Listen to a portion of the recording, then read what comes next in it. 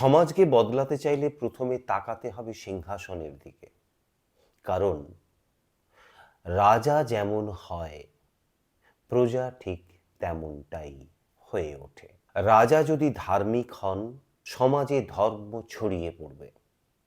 রাজা যদি অধার্মিক হন, সমাজে অধর্ম দ্রুত ছড়িয়ে পড়বে। রাজা যদি ন্যায়পরায়ণ হন, তাহলে সাধারণ মানুষ ন্যায়পরায়ণতায় অভ্যস্ত হয়ে পড়বে। কিন্তু রাজা যদি পাপে লিপ্ত হন, তাহলে সমানভাবেই প্রজারাও পাপে লিপ্ত হয়ে যায়। ঘুষ তখন কোনো অপরাধ নয়, অন্যায় তখন একটা শিল্প হয়ে ওঠে, মানুষের একটা কৌশল হয়ে ওঠে। সমাজের ওপরের স্তর যদি ভেঙে পড়ে, তাহলে সমাজের নিচের স্তরটাও আপনা আপ ভেঙে শেষ হয়ে যায়। নিয়ম যতই কড়া হোক, নেতা যদি দুর্বল হয়, নিয়ম দুর্বল হতে বাধ্য। কারণ রাজা শুধু একজন ব্যক্তি নন, তিনি পথ প্রদর্শক, দিক নির্দেশক। তিনি যেদিকে হাঁটেন,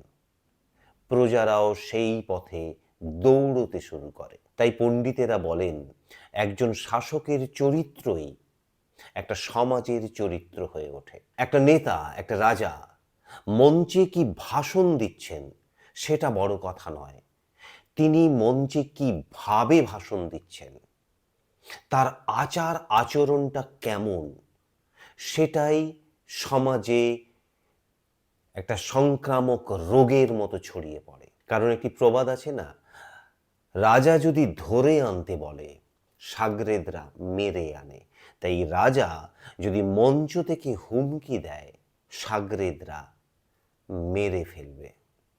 রাজা মঞ্চে দাঁড়িয়ে যদি নমস্কার করেন, প্রজারা দণ্ডবৎ হয়ে পড়বে। অর্থাৎ রাজা যদি ধর্মপ্রাণ হন, প্রজা ধর্মপ্রাণ হতে বাধ্য। আর রাজা যদি পাপী হন, প্রজা পাপী হতে বাধ্য।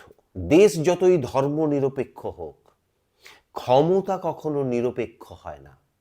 হয় ক্ষমতা আলো ছড়াবে, না হলে অন্ধকারে নিয়ে যাবে। সুতরাং আপনি যদি নেতা হন, পরিবারের নেতা, ক্লাবের নেতা, রাজ্যের নেতা কিংবা দেশের নেতা হন, তাহলে নিজের আচার আচরণের মাধ্যমেই আপনার প্রজার ভবিষ্যৎ তৈরি করুন।